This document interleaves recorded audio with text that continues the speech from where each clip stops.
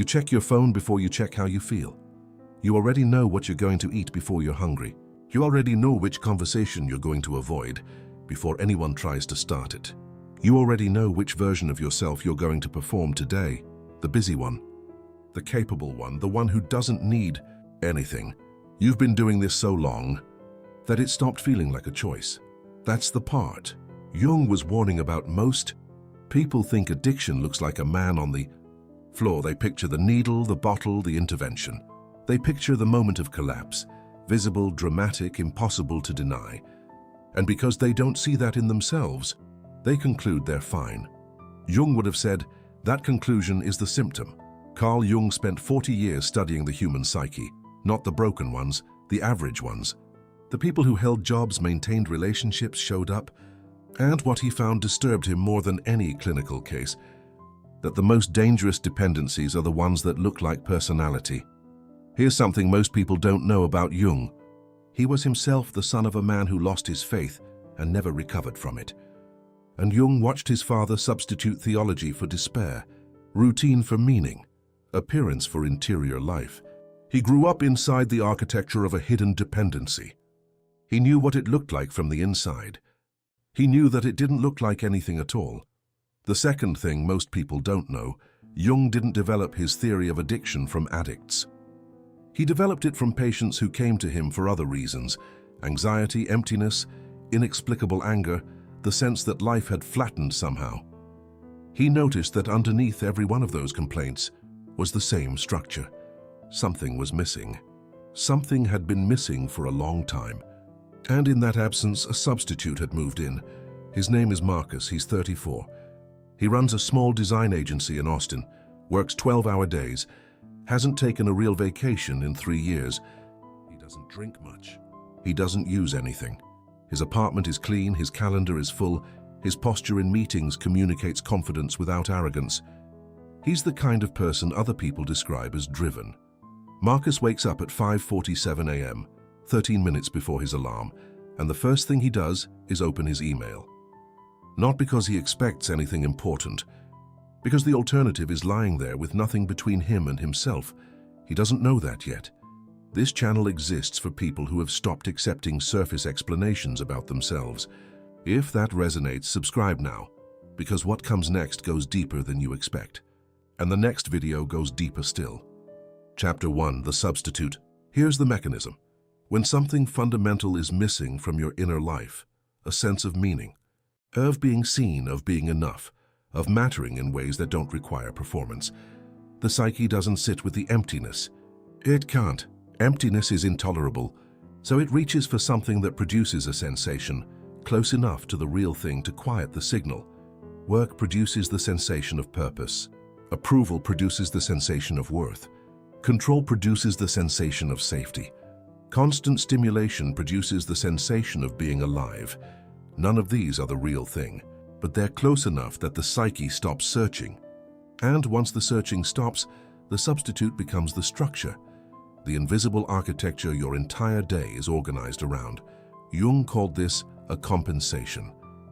The unconscious compensates for what the conscious life refuses to face. Notice what that means. The dependency didn't start as weakness. It started as a solution, a functional, intelligent solution to a real problem.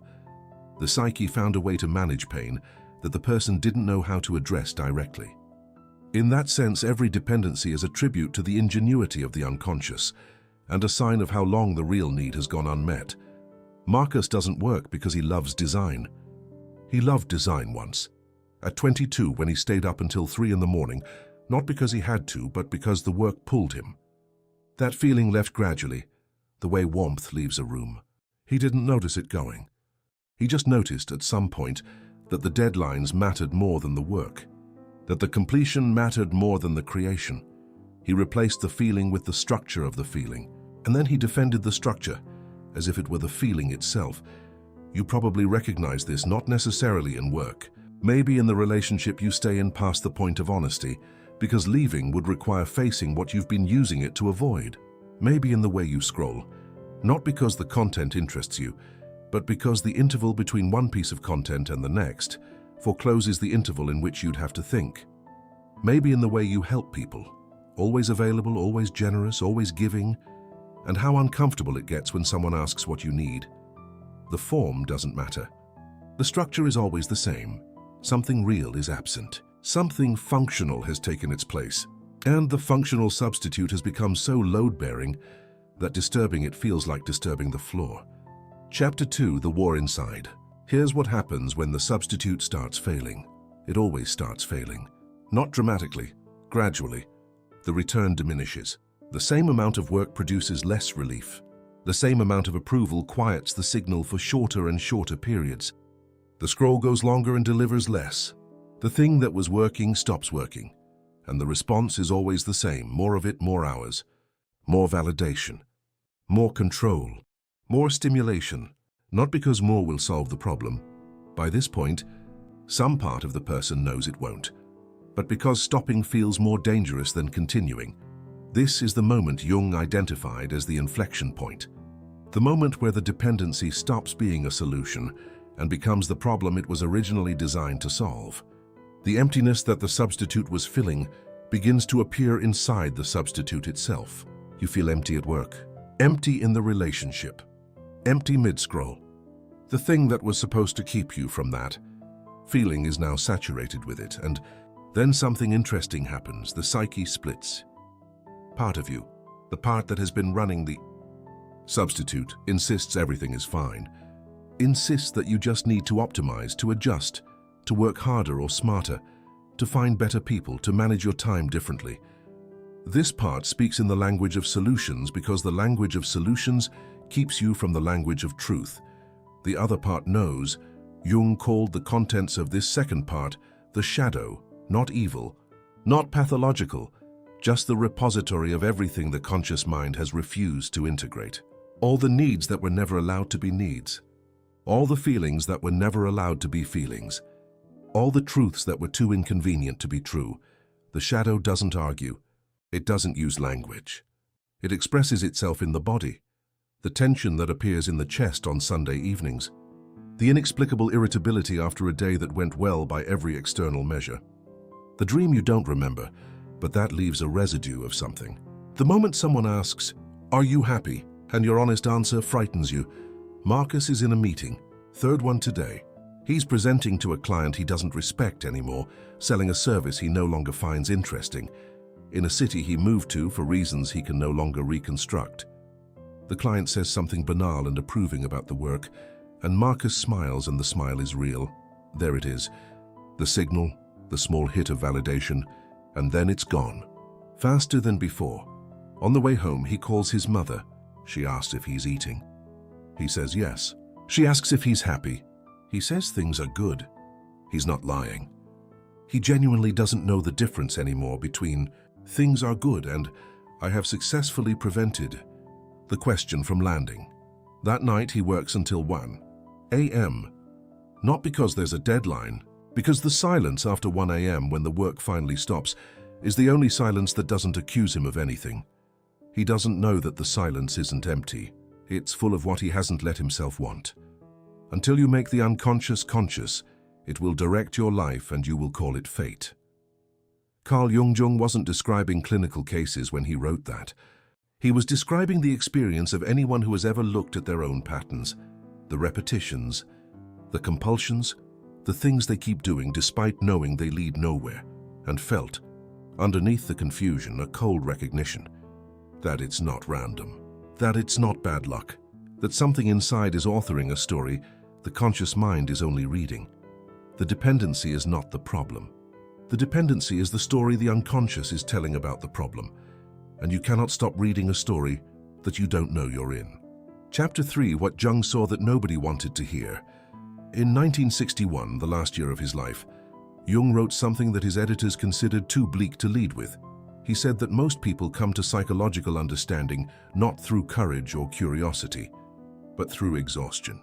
The substitute stops working. The compensation collapses.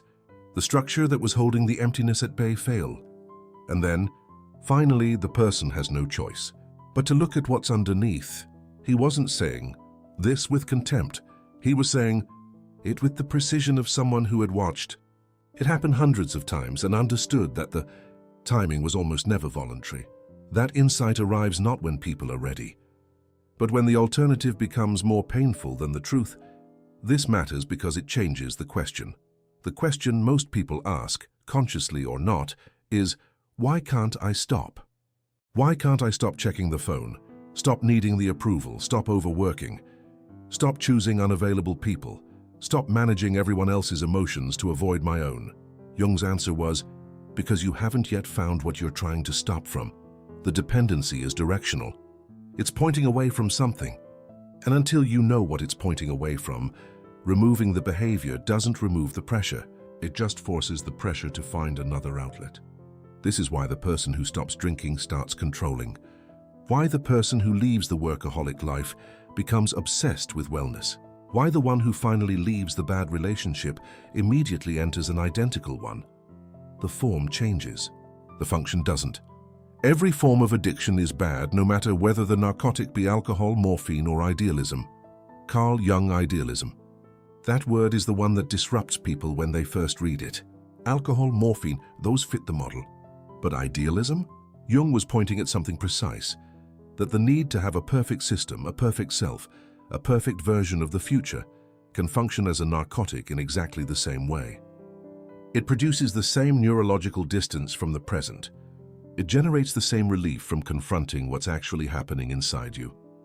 It's just more socially acceptable, more decorated, more difficult to see. The idealist isn't failing. They're striving. And the striving is the drug.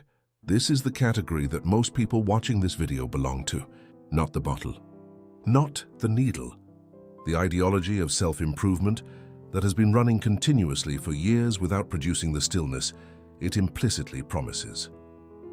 The conviction that when the next goal is reached, when the next version of the self is assembled, when the next problem is solved, then the interior noise will quiet.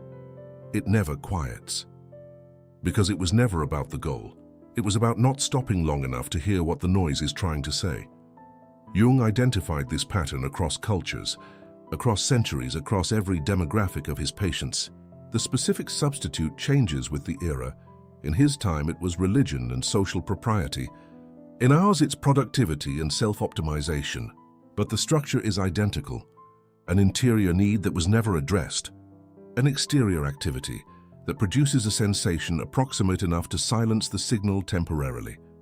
Daily life organized entirely around the management of that signal, and underneath all of it, always without exception, the same original question. The one the dependency was invented to avoid. Am I enough as I am without all of this? That question doesn't arrive gently. It arrives in the places where the substitute has run out of room.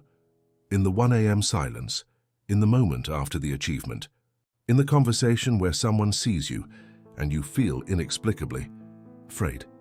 Marcus has that moment on a Thursday. He's sitting in his car in a parking garage after a meeting that went well. There's nothing wrong. Nothing happened.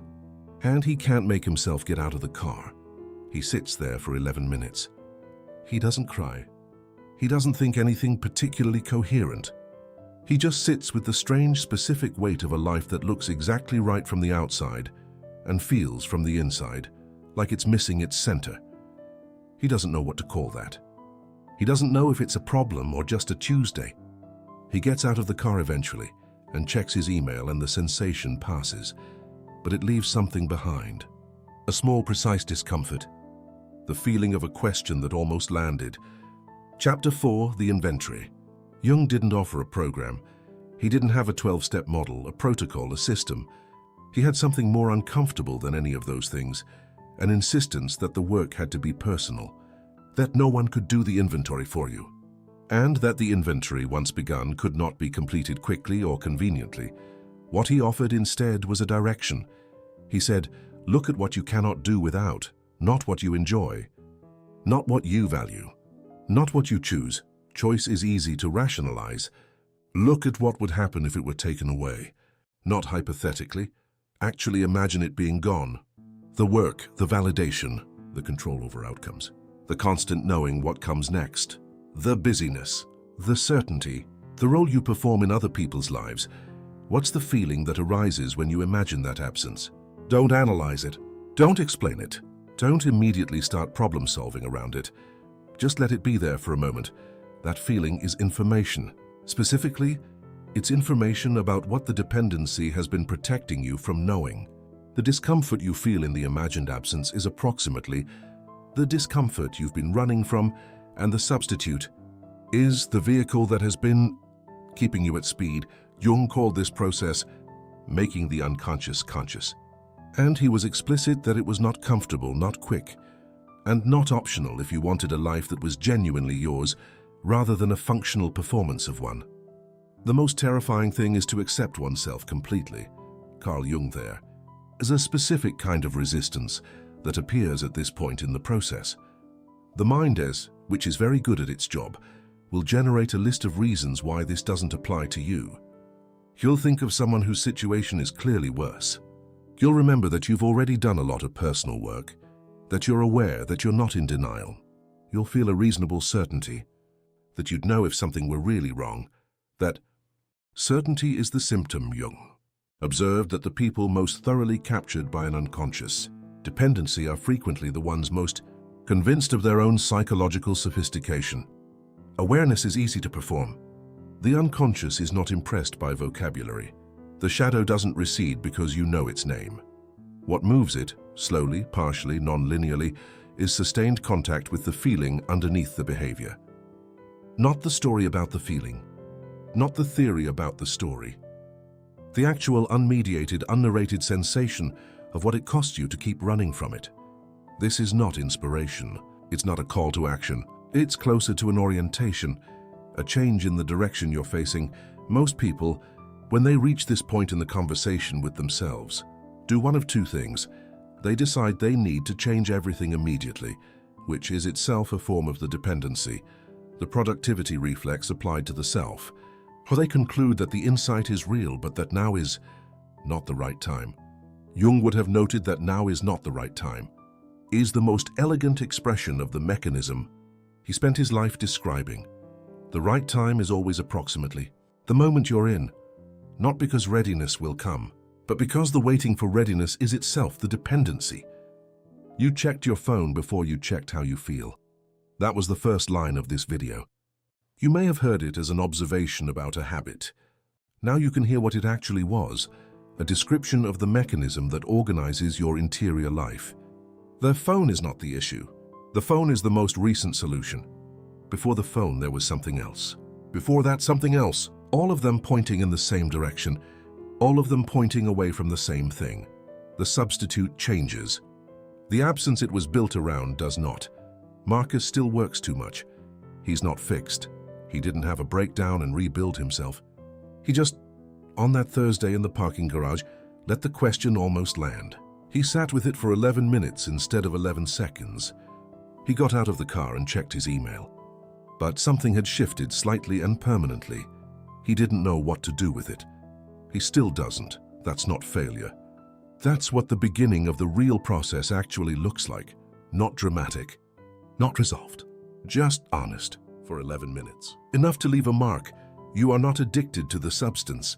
You're addicted to the distance, the functional, organized, socially acceptable distance between yourself and the question you haven't let yourself ask. The dependency was never weakness. It was the most intelligent solution your psyche could design, given the information it had. It has been protecting something real. The problem is not that it exists. The problem is that you've mistaken it for who you are, and the thing it's been protecting you from, the absence at the center, the need that was never allowed to be a need, the question that almost lands and then doesn't. That thing is not your wound. It is the door. Marcus is still in Austin, still running the agency, still waking up at 5:47, but he sits in the car sometimes, not for 11 minutes, sometimes 3, sometimes 2, just long enough to let the silence exist without immediately filling it. He's not healing. He's learning what he's been running from. That's not the same thing. But it's where the real work begins. And yours, whatever form it takes, whatever substitute has been doing the heavy lifting in your life, yours is still in progress because you're still watching. If you recognize something in yourself while watching this, then you already know that this kind of honesty is worth more than any advice. Subscribe, not to learn more, but to continue this process. If you want to keep going from where this video stopped, one of the videos appearing on your screen right now was made directly for what you're feeling.